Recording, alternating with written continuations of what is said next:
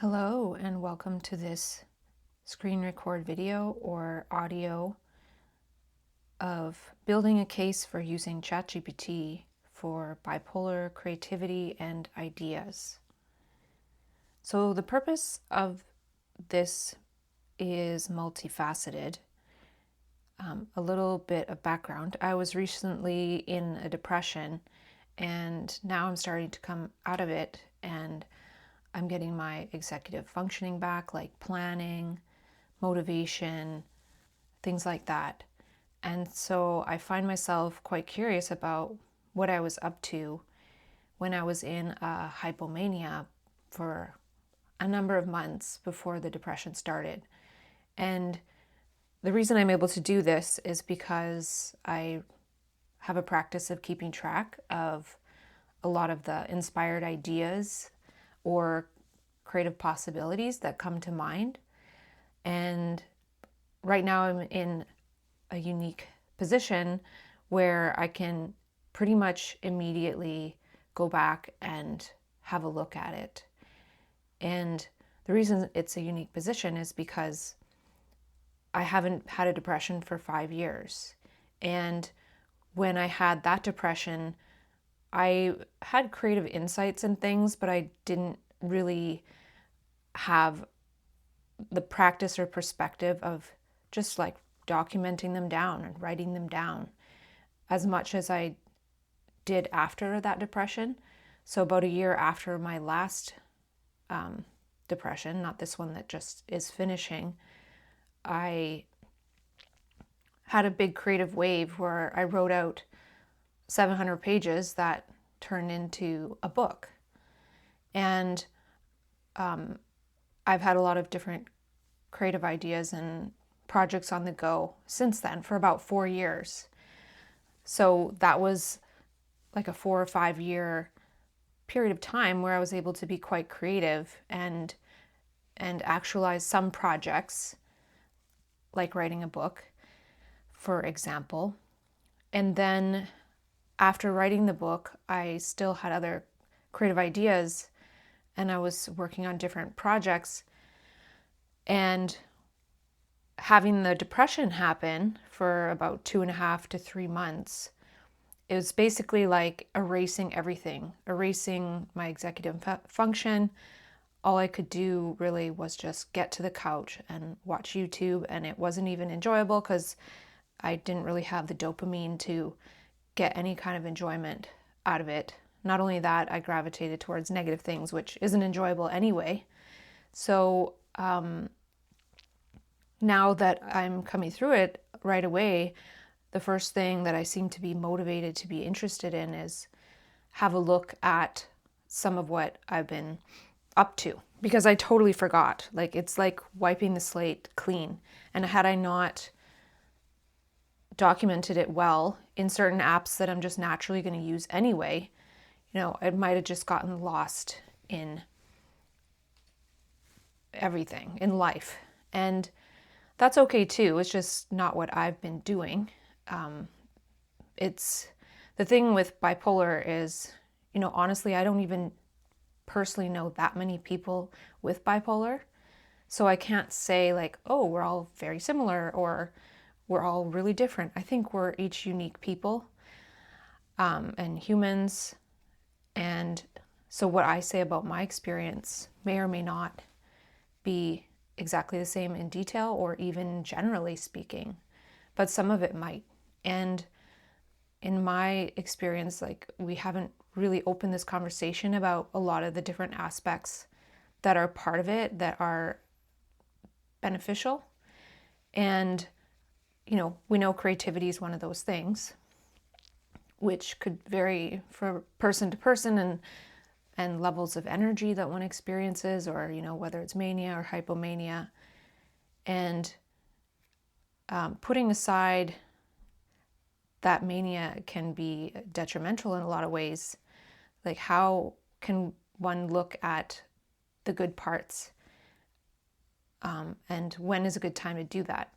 So now that I've had my first major depression, prolonged, totally non-functional depression in 5 years, and I before that was being creative for like 4 years straight, nonstop, and still doing other things that I have to do. And that was easier because I created a creative process that didn't interfere with my daily functioning. Instead of having like just major creativity to the detriment of everything else, I was able to do it all kind of for a while. And I ended up in depression. That's another story. I know why it happened. And what I'm seeing now is it's actually kind of interesting to be like, okay, I had the slate wiped clean, but I still have all my slates. I still have everything I wrote down on sticky notes or in the computer in different apps and documents. And so part of this is to show some of what I have collected. And it came to me recently that this experience of going through some of it, like sifting and sorting through some of it, is actually a bit of a hobby. And I say that because like I could think of it as this big project or something and, you know, make it all important. And it's not really important in a lot of ways, but at the same time, like that's what makes hobbies hobbies. I once remember seeing somewhere there was this man, and his hobby was basically to collect all the information about paint colors of cars, like in a big spreadsheet and like their color code, like hashtag something or other, or what, however it was formatted. And this person, they got really a lot of joy out of that. And so, you know, if I think about how somebody can have a hobby collecting paint color information to the point where maybe this person, even when they look at the color code, they can visualize the color. You know, I would assume there would be some kind of like memorization and experience there rather than, and maybe even picture the type of car that might have that color, because certain brands have certain colors and maybe some of them overlap. And then there's cars and brands that eventually they don't exist anymore. And, you know, so he had that. And I'm going to see my collection of ideas and insights as that sort of thing. It's more of a hobby than a project, though it could turn into a project. So we're going to just kind of like experiment to see how this turns out, because I've been looking for a process to get back into speaking out loud, basically. It's sort of an excuse to speak out loud. And I've probably since writing the book I wrote, I got into a place of writing everything down for the purpose of maybe writing one day. And the thing is that I wrote a book and that was very challenging, and it's kind of very slow. And some people might say, well, write blog posts or Substack posts or write on X. And I just find it kind of slow, and it's a certain dimension of just sort of like ideating and trying to make it into something, quote, persuasive, I guess, is what they say you need to do. And like fundamentally, I'm not trying to persuade anybody. It's more like a hobby, you know, like the person who has the spreadsheet of paint colors isn't trying to persuade other people that they should have this hobby, or convince people how important paint colors are, or go around all day long taking pictures of cars with that color and posting it. And, you know, maybe they do that. But what I'm trying to say is when it's a hobby, it's more like for fun and not as much for like, okay, now I got to turn this into some kind of argument, you know, because an argument is from a certain state of mind where, say, I'm taking a position on something. And in my experience and in my view, the reason why these insights or ideas have come to my mind is because in the state of mania, or sometimes I like to think of it more now just the state of energy, having energy, these insights come to mind and I can perceive them. And I don't really see them or hear them. They're just sort of there as a perception, and then I write them down. And so when I have more energy, that happens more often. And that's one of the benefits of now just coming out of a depression as well, and being able to look at some of these insights and hobby ideas, is that if I was in an energetic state still, it would just expand. So I would read the insight and I'd have another insight, or things like that. I don't even have time to read the insights because I'm having insights and then living. So I find myself being somewhat of an idea originator. And this is one of the roles that I created when I did a brainstorm of a bunch of different roles that might be played in the future that we likely need to create ourselves. And when I was taking out some extra like boxes and things like that, when I started to feel better a couple weeks ago, all the roles that I brainstormed, there was like 152, were in a spreadsheet that was like 5 columns. And when I went to take out one of the boxes, and I had cut some of them up like into bits to have them separate, and when I picked up one of the boxes, all of a sudden the role of idea originator on this small piece of paper printed out was there.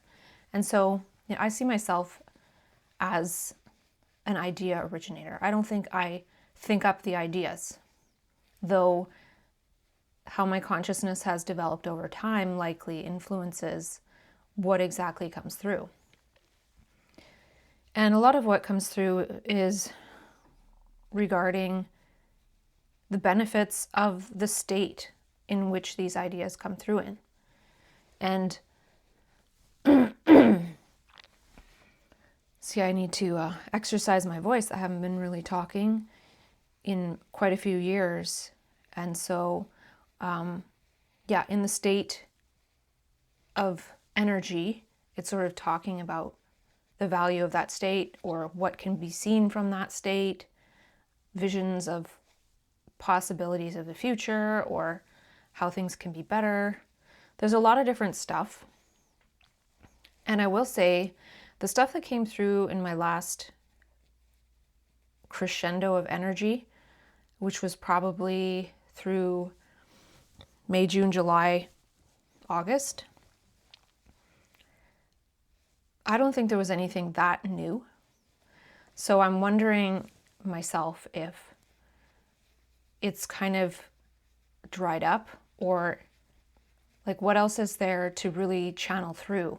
And then if I extrapolate that, or sort of pivot to how now there's this AI, this chat GPT and things like that, it's almost like, well, why do I even need to think of those things or have them come to mind, right? Now there's something that I can just maybe chat with and it'll say something, or now I can talk about the ideas or turn them into something, rather than just having more and more. Like with AI, it's almost like now I need to ask the channel that comes through to me, okay, please just say something that is only very relevant and new, and takes into account the evolution of everything that's happening in the world. Because, I don't need ones that are about me, or there's so many things. So anyways, so why did I say building case for using ChatGPT? Well, I'm not sure how much I'm going to use it now. This is the part of it, is that, I'm not really sure. I'm not really sure how to utilize it. For one, there's just so much. So if I try to go through and find piece by piece and try to stick them in order, like first I want to say this, then I want to say that, it's like impossible. So being linear or building some kind of argument is like, it doesn't inspire me. And the other thing is that, you know what? I don't even know what the other thing is, because I don't think like that. I don't think like, oh, first this and second that. It's all kind of one thing. So that's sort of the context behind it. And there could be more context behind it and I'm just going to mention it as it comes up because that's easier. So I've got a ton of creativity and ideas, and I have some ideas about parts that I would like to take out from my own creativity. And then there's another idea related to AI and ChatGPT to go with that. And so other things that have been coming to mind lately are about AI. And so I want to be able to learn to use it, have a relationship with it, and export certain things to it that apparently the human brain is probably going to lose the desire and capabilities of doing, because it will just, it's like cognition and what happens in the brain is very expensive to the body. So if there's something that can take over that, it will likely happen. So what I'm going to do is, I have these different desktops open, and I've got, let's see here, we've got Canva with YouTube, as well as, one of these boxes. What is this called? Like a Finder box. So I use Mac, and so I have the Notes app on Mac open, and Pages a couple times, as well as Chrome for ChatGPT, and I have Safari open with some tabs as well, which include Twitter. And I'll tell you, I'm not much of a social media user. I'm not really big on short form content, even though I'm just noticing now it's kind of ironic, because a lot of short form content comes through me, and those are the ideas I write down. And when I write them down, I can sense the greater context that might expand around that, but I don't have time to flesh it out, because the next insight is like ready to arrive as well. So then I don't end up, and it's impossible to end up writing out the full extrapolation of that insight. And that goes with like, I'm an idea originator, but I am not necessarily the one to like flesh them out or say which one is important and what's not. And again, none of it's necessarily important. They are ideas that came to mind, and I wrote them down to honor that this idea came to mind. And, I wouldn't write down my thoughts, like my mind chatter, which I often don't experience any of that. I write down things that is like, it appears in my mind. I did not think of it. I actually wasn't thinking anything. And then it was in my mind. So that's why I wrote them down. And then there's a lot more to that, but we'll get to it eventually. And we also have Pages. Yeah, I'm a geek. I use Pages, but I'm not a huge fan. So anyways, I will tell a bit of a story. So I was sitting by the window at a table in my place, and I was just researching a few things, and then all of a sudden there was a ton of chickadees, and I didn't know what they were called. I looked it up, in the tree outside, like tons, I would say like 20. And then all of a sudden one of them flew right at me, like at the window. And, of course there's the possibility that it just didn't know there was the window there or whatever. But it didn't feel like that, because at the moment I had had an insight into something, and then all of a sudden there were these birds. And then not too long after that, a hummingbird flew by the other window, which was right in front of me. And you could think, well, it flew at the window, but I've never seen that. I've never seen a hummingbird there, and I sit by the window a lot. So it was kind of neat. And then I looked up the symbolism of chickadees, and they're often associated with positive traits such as adaptability, fearlessness, joy, and communication in various cultural and spiritual contexts. So I thought, that's neat, It's time to fearlessly communicate and be joyful. So that is the meaning of chickadees. And, that's just one of those things where, you can create your own meaning out of it. That was meaningful to me. And I interpreted it meaningfully rather than, oh, they just saw themselves in the window and birds do sometimes fly into windows because they don't see them. But it didn't look like that. To me, it wasn't felt like that. And that is the power of meaning. So I wrote down a couple of quotes. These ones I actually came across just by opening these books to different spots that I had already marked. And I have a lot of markups in books that I may never get to. Again, it's a hobby, right? Because when I've made those markups in books, it's usually to extrapolate something to these energetic states. So this first quote is from Thomas Saz in the book, The Myth of Mental Illness. I have not read that whole book yet. This, then, is the essential communicational dilemma in which many weak or oppressed persons find themselves vis-a-vis those who are stronger or who oppress them. If they speak softly, they will not receive a hearing. If they raise their voices literally, they will be considered impertinent. And if they raise their voices metaphorically, they will be diagnosed as insane. And that's really a great quote. I know there's a lot of critiques of that book. But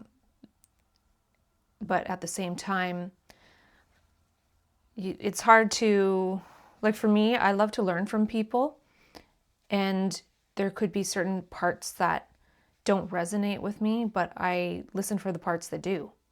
I listen for the parts that do resonate and expand upon my views and perspectives and meanings that make up my consciousness. And so this quote it's really interesting because there is this metaphorical voice within us. It's possible that we all have this metaphorical voice. And it could be something that comes online when we're in a space or in a place in our lives when the logic and reason we've learned our whole life, that has become our way of navigating the world, led us to a place where that it wasn't good, or it was an event that we got ourselves into, or maybe got hurt. And then from that perspective, this metaphorical voice comes through. And I think it's a way of speaking. It's an artful way of speaking. I feel like it's an important way of speaking when we're trying to find the words and to create the words and the combination and the sequence of words that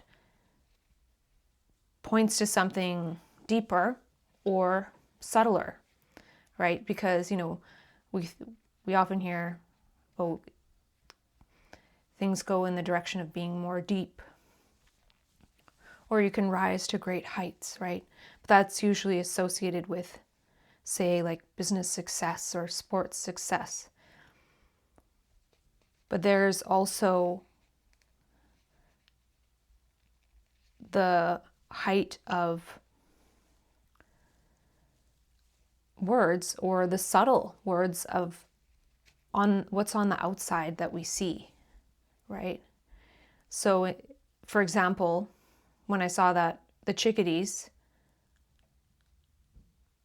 I could say it's like they knew that I was just having a very amazing inner experience at that moment, which is kind of metaphorical. There was nobody there to say that to, but even if I did, like, that's not really something that we talk about in life, right? Though I do have friends that we talk about synchronicities and meaning and the universe, and they don't have a diagnosis.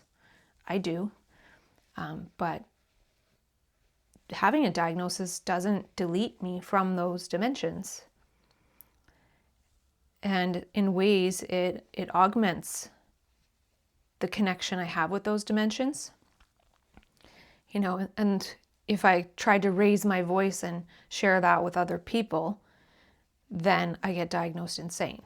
And that's something that I might have done the very first time I had mania. It was a very spiritual experience, and then eventually got diagnosed insane for my perceptions and what it is I shared. And I didn't even share that much with people. I don't think it was that much. So that's the first quote. And I wrote down another quote that from a book that I grabbed off my shelf, which is The Power of Different. And it talks about, I think, a lot of different neurodiversity. But I was happy to see that it included bipolar disorder, and they talked about moods. Because a lot of times it's almost never in any type of human potential or neurodiverse, as it's called, information. And just a note on the word neurodiverse, it's so funny. I've been kind of using it as like, oh, maybe bipolar one day will be included in neurodiversity rather than like an illness. And then I watched a video on all these like critiques about the perspective of neurodiversity, like it's putting everything in terms of neurons. And, I think for me, I wish not to get lost in the limitations of what a word can point to. I'd rather use them in different ways than that. But I find that for a lot of things where, but I do it too, for sure, because, I say I'm critical a little bit of recovery. And that's why I created the word re-uncovery, because recovery sounds like recovering over everything, right?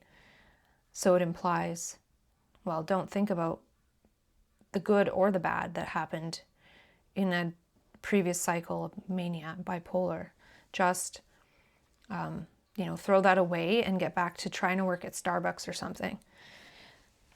Of course, it's not all that, and I think it's really important, as well as re-uncovery. So we can each add something to the conversation, and I like to add what is new to me, so what my brain came up with, and not so much about the, quote, mental illness part. So there's the mental illness part, which is the diagnosis and, the system and the doctors and all of that, and the different categories of symptoms that they perceive, and they don't really have a nuanced view of it because they can't see it or experience it from the inside.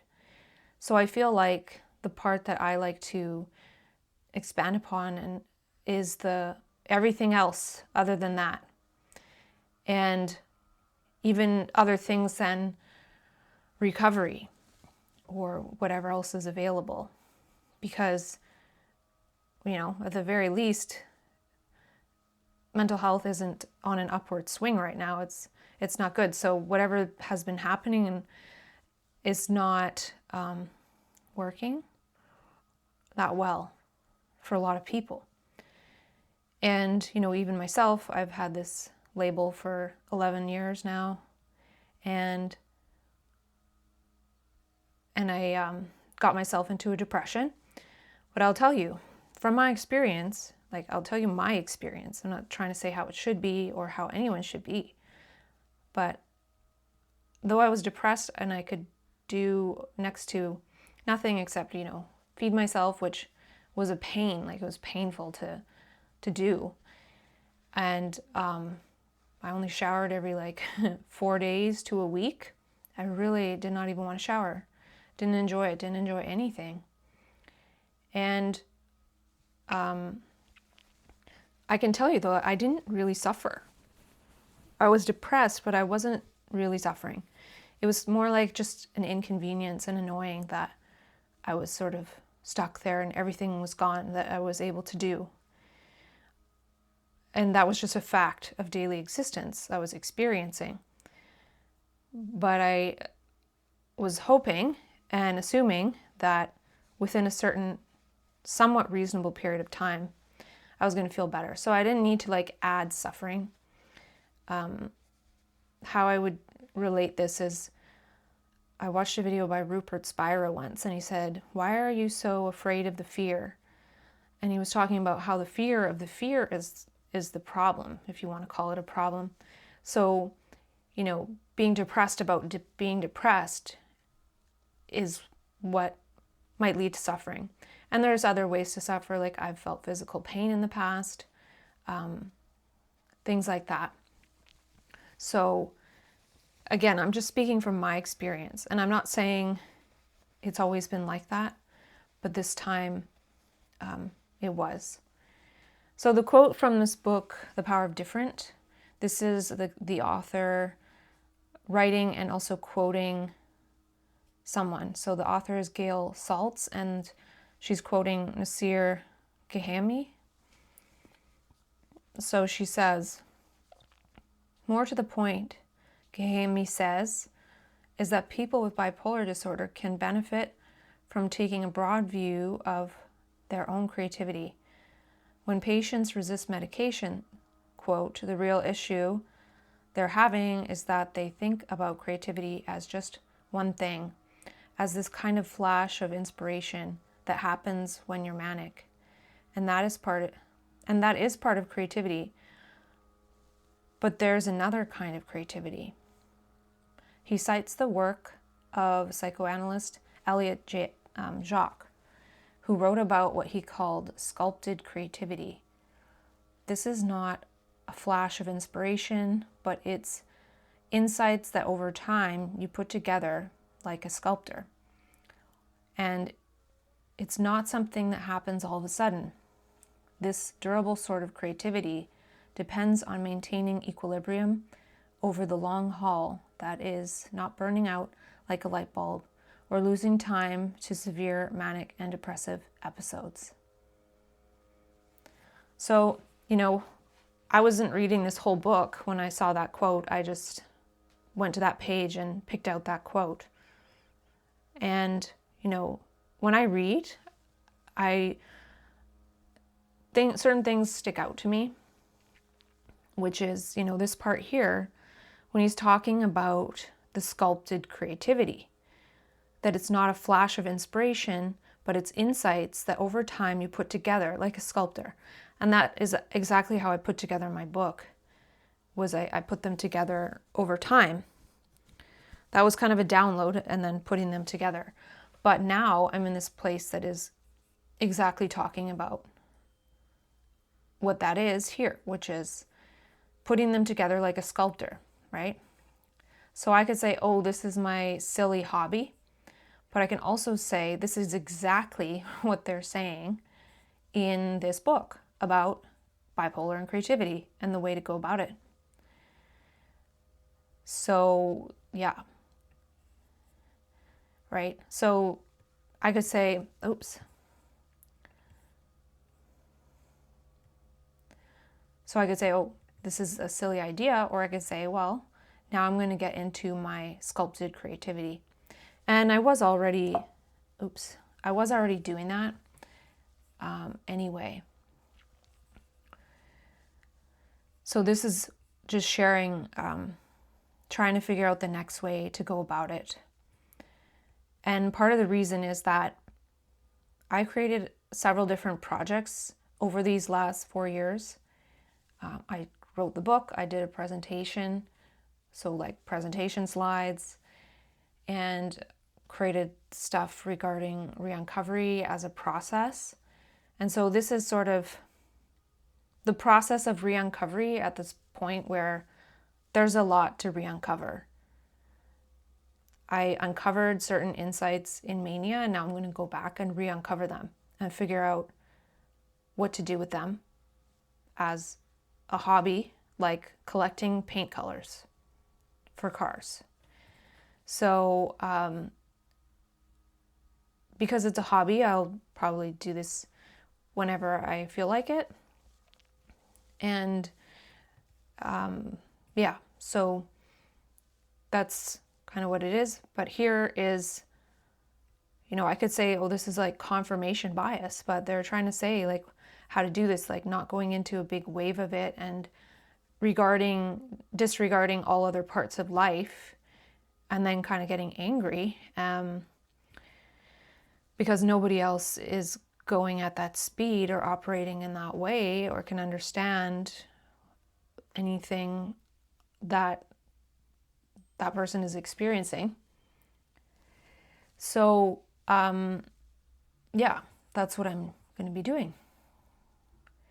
And in these notes, like I haven't edited these notes, so some of them have like notes to self, which is like this sort of meta commentary.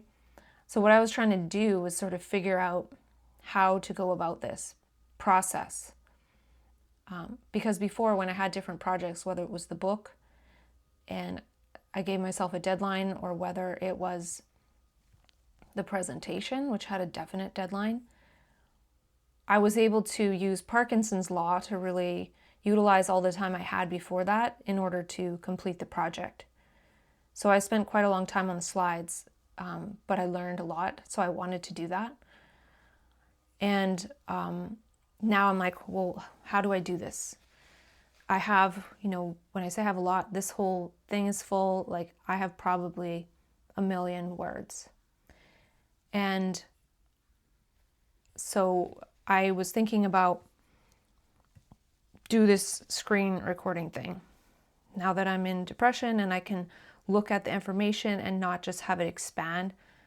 Like if I was in a hypomania or something, it would create more insights and I'd be typing more, and maybe that's a good time to type some things or write.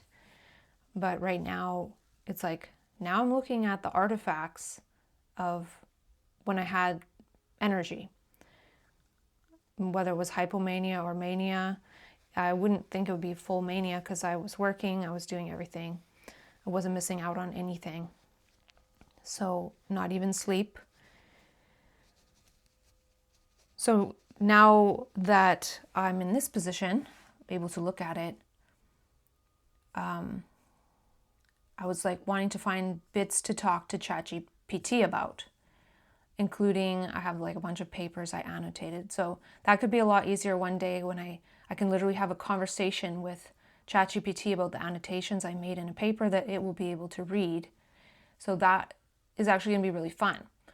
So all that research I did, reading a ton of different papers about bipolar and creativity, that will come in easy, or that will come in handy as a project when I get there, right?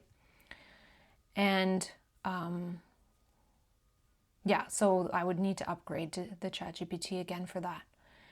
And then, I want to get back into having a dialogue as well as some kind of humor. So with the humor, what I'm saying is if there's anything that's kind of funny, I'd probably want to pick that out and put it aside, or anything I can make a joke about. But that hasn't really been a huge topic.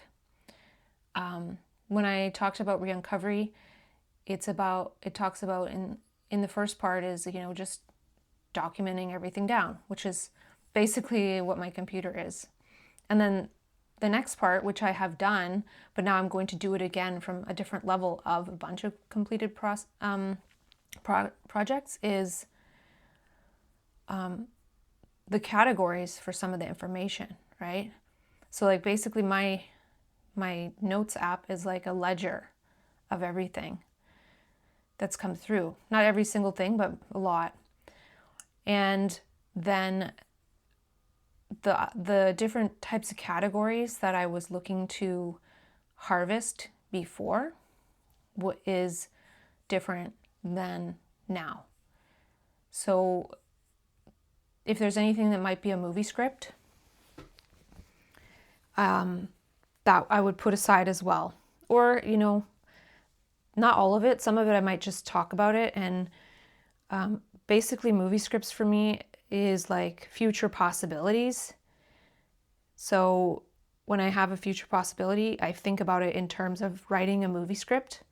Not because I'll for sure write one, but with ChatGPT I might be able to, or I can try and do it by myself if I want to. But it's a challenge because I don't know about the whole dialogue, creating the dialogue of the movie. So anyway, just grabbing those bits or just talking about them. Talking about them is kind of fun, right? It's like talking about prophecy. But it's not even prophecy really. It's more like, oh wow, look how this might play out.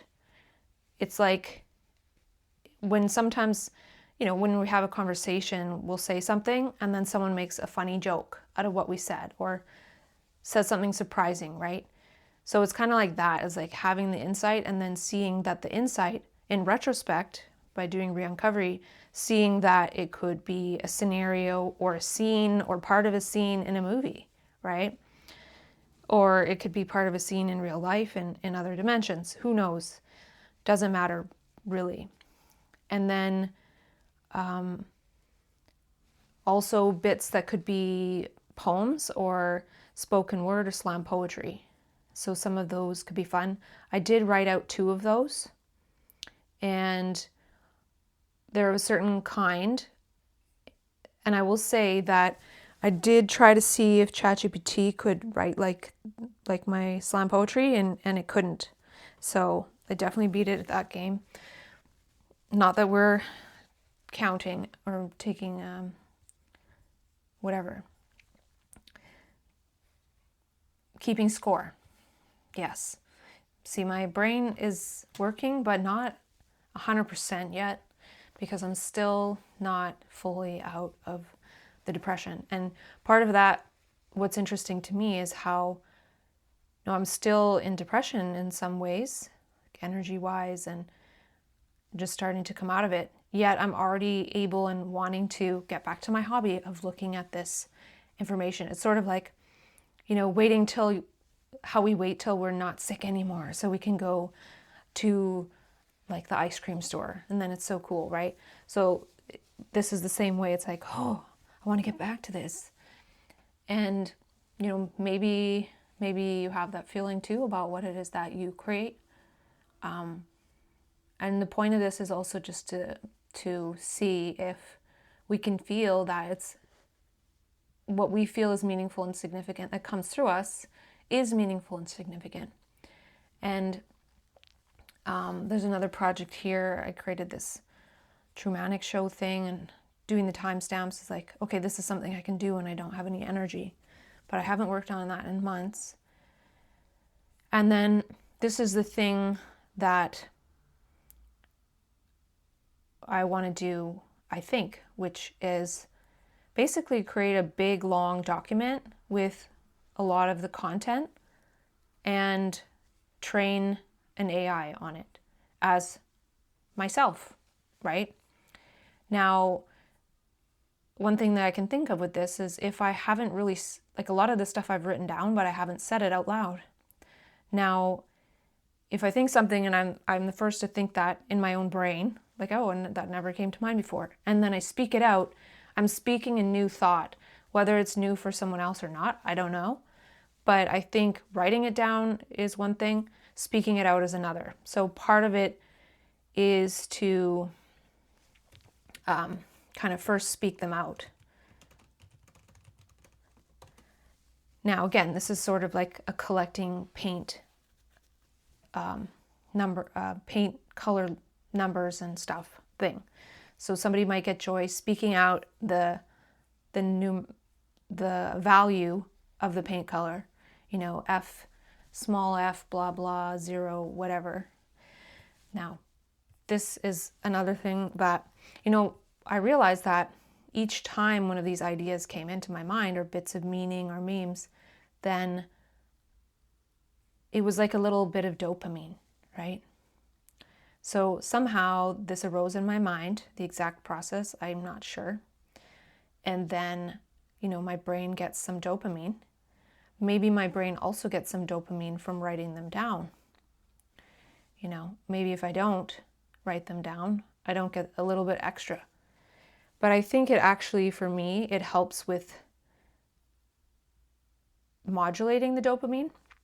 Of course, I don't have a study on this, or I can't look in my brain and see what's happening. But when I write it down, I know I can let it go. I can 100% let it go. And because I've documented it. And if I didn't write it down, I might it might almost expand upon itself. Or,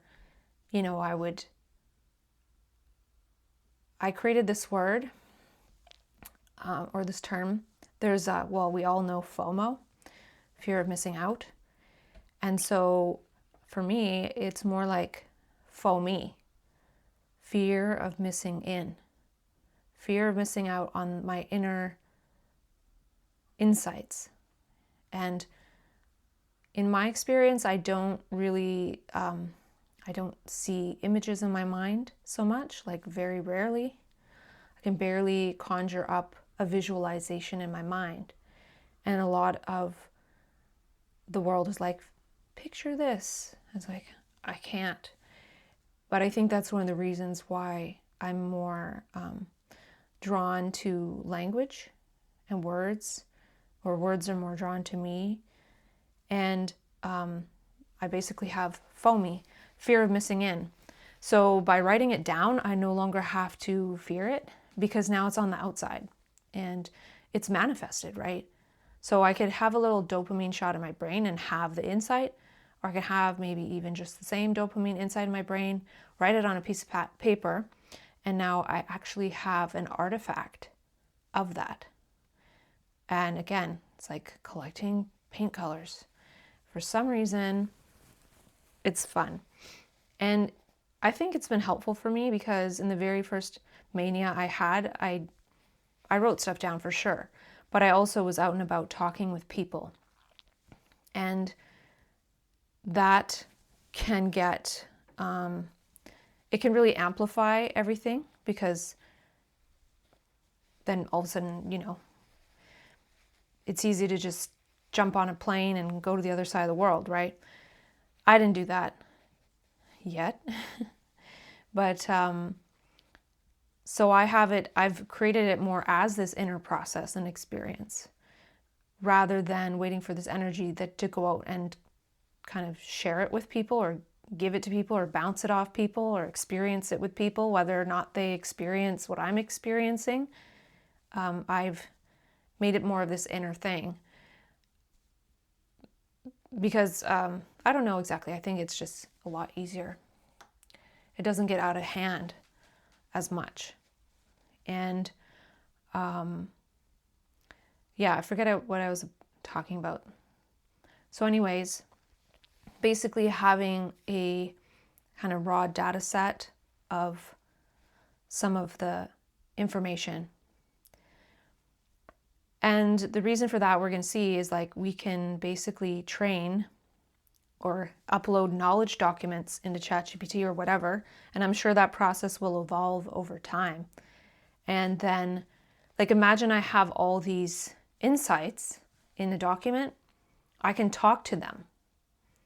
And rather than having to search the whole long document of a million words, I can just talk to the document. and talk to the ChatGPT.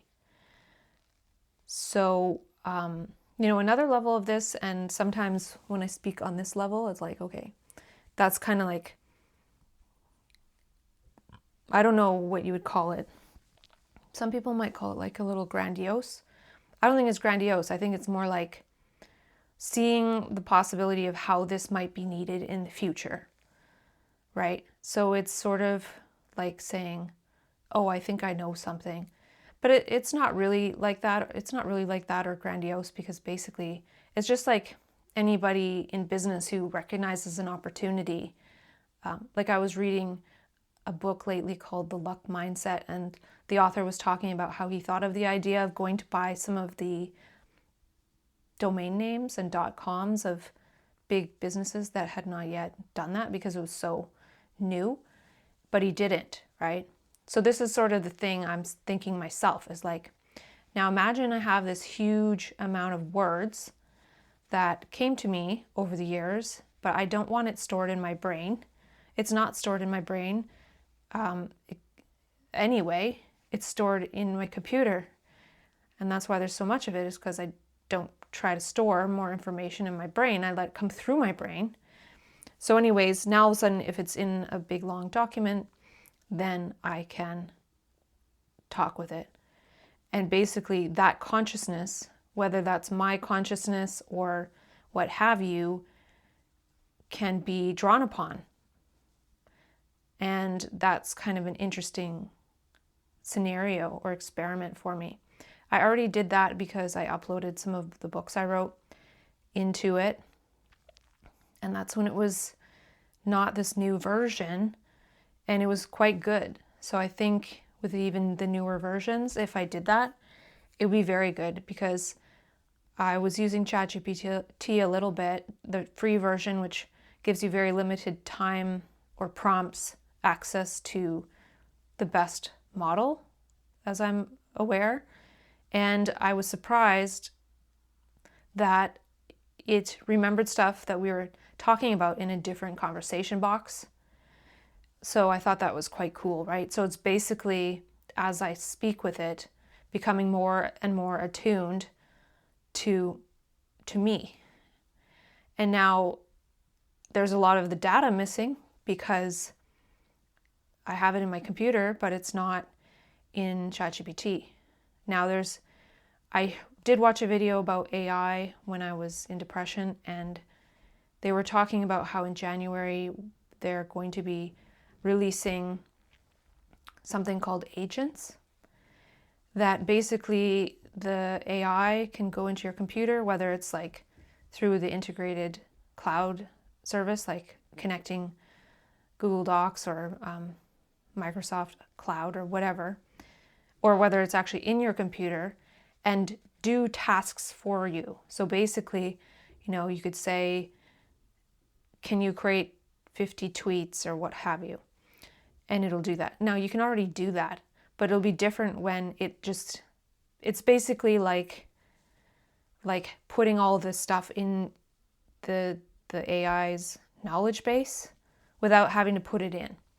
So my exercise in trying to create this whole long list of this information may not really be necessary, in that I could just get everything into whatever it is types of documents that the AI will be able to understand and go from there.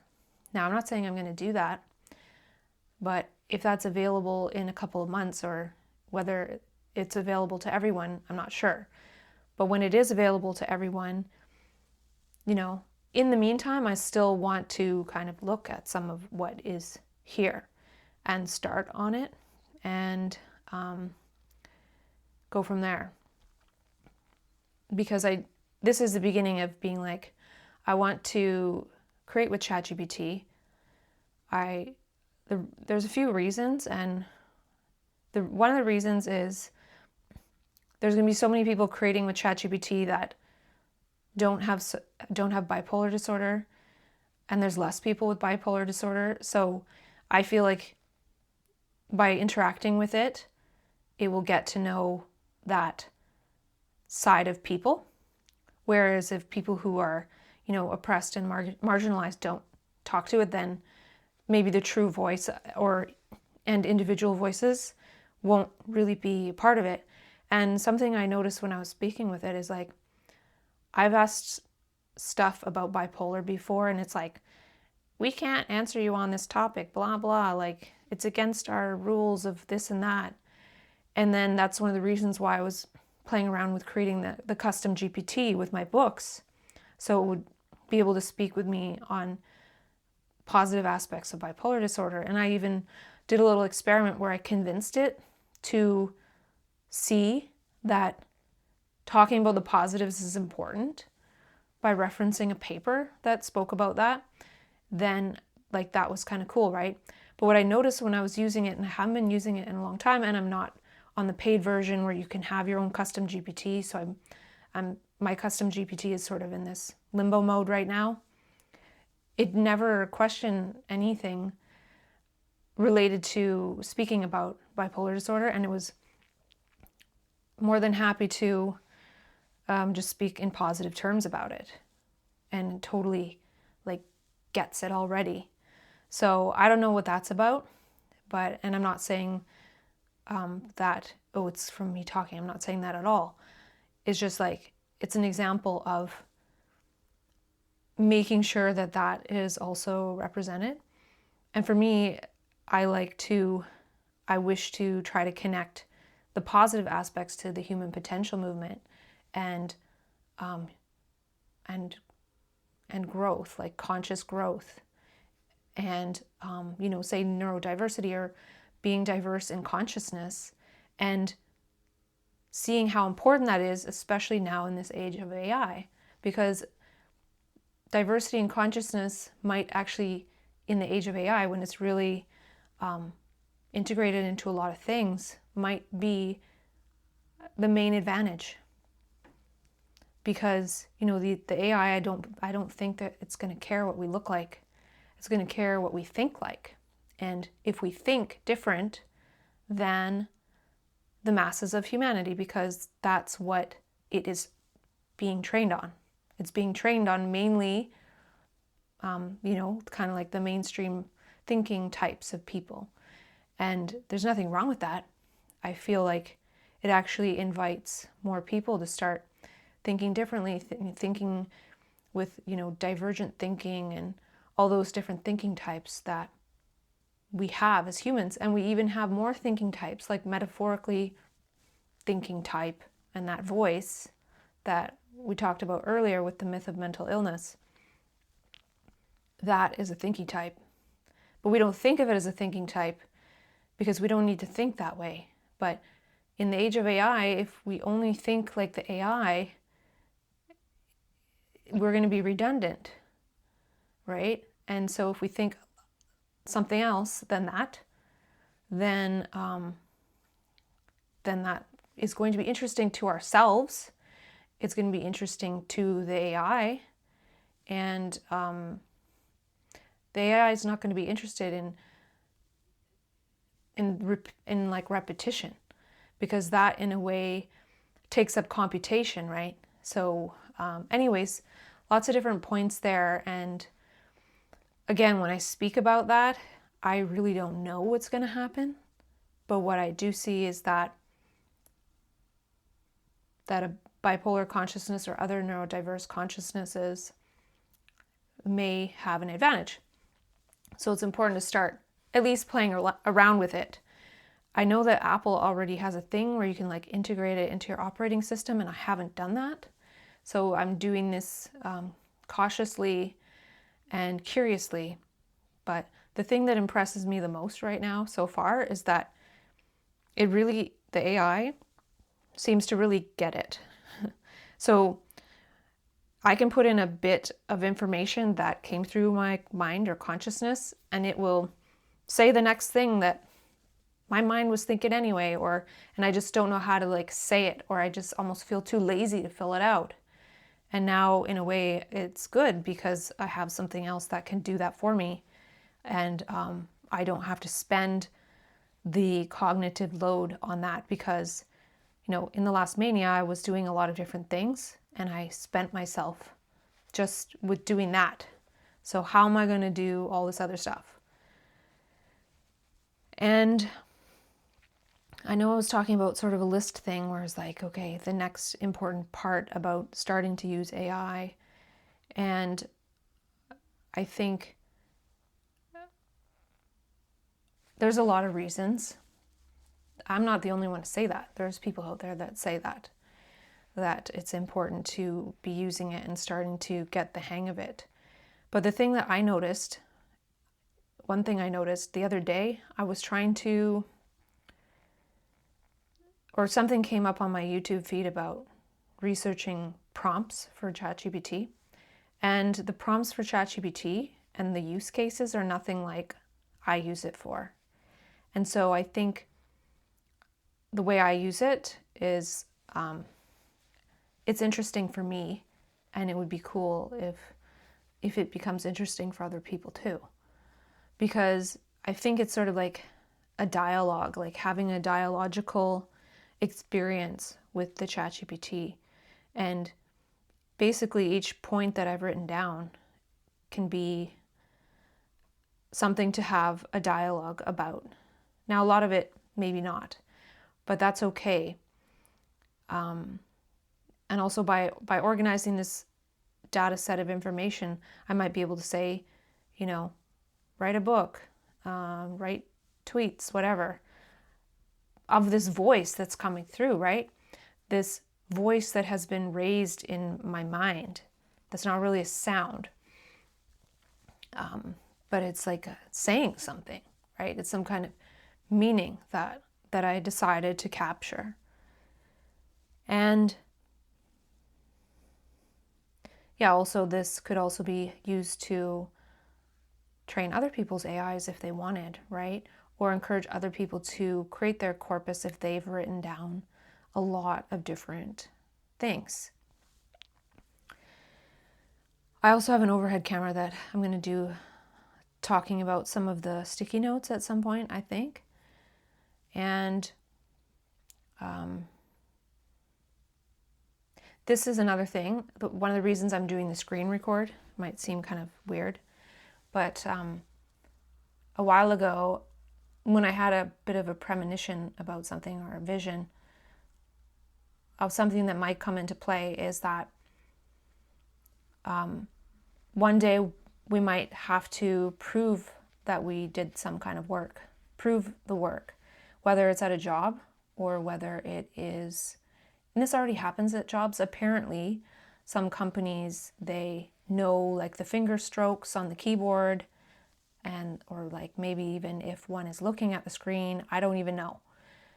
But basically monitoring to make sure people are actually working with the time they're getting paid for. Now, imagine one day we don't have to work as much, maybe because of AI, I don't know.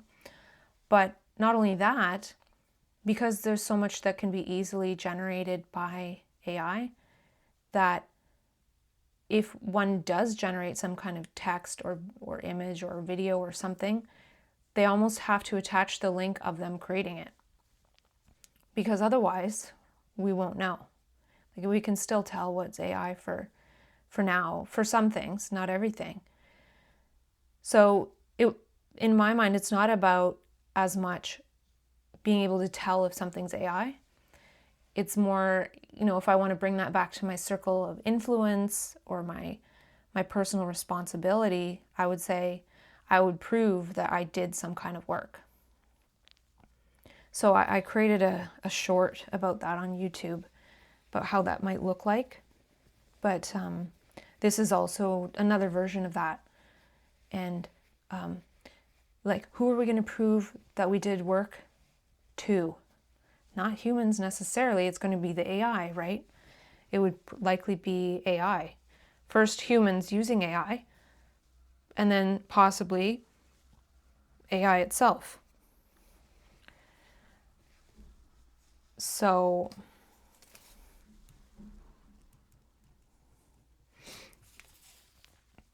yeah, that was a bit of my blurb that I wrote out when I was starting to think, like, how do I want to do this process? And I can tell you so far that I do like speaking more than writing. It's, yeah, I like it better. So that's part of the test. I'm experimenting here myself. And, you know, what I realized with writing is like it's very hard to reduce it down, right? It's hard for me to reduce things down. And I'm basically a hoarder of these insights and information. I've been hoarding them. And my brain works in an expansionism way, meaning most of the time if I read something, it sees something subtle from that, or reads between the lines, or fills in the blanks, or things like that. So then it's hard for me to like find like the point, or the this or the that. Like for me, the point is to be able to speak or experience from this place of not knowing, or I'm not sure, but for me, like when I think about the way my mind and consciousness and brain works now, my memory is really not very good, but I don't really see that as a problem, especially as my memory has gotten worse. My ability to channel these insights has gotten better, maybe to a fault where I have too much of it. And at the same time, that's okay too, because now there's these AI tools that's like, okay, I've been writing stuff down for like 8 to 10 years, and all of a sudden there's a tool that can make sense of it. It's kind of funny, right? Now the system would say, oh, it's all illness, it's all whatever. When it's like, no, these are like bits of creativity to me. So again, this data set for ChatGPT and a corpus for humans. One of my ideas was to put a lot of it in a document and be like, this is for analysis for research on bipolar, because I did read somebody's PhD dissertation, and they actually did research on somebody's notebooks who had a diagnosis of bipolar, or has, I don't know when that was from, and they noticed certain things. And it's really long, but you know, somebody out there was interested in what a bipolar person would write down in different states. So that's another thing, you know, that it could be something like that. So I don't know what time we're on for this. Oh, we're like at an hour. That's a long time. We didn't get through that much, but that's okay. We will talk more about it quite soon. So thanks for tuning in, and I hope that this was easy listening. Take care.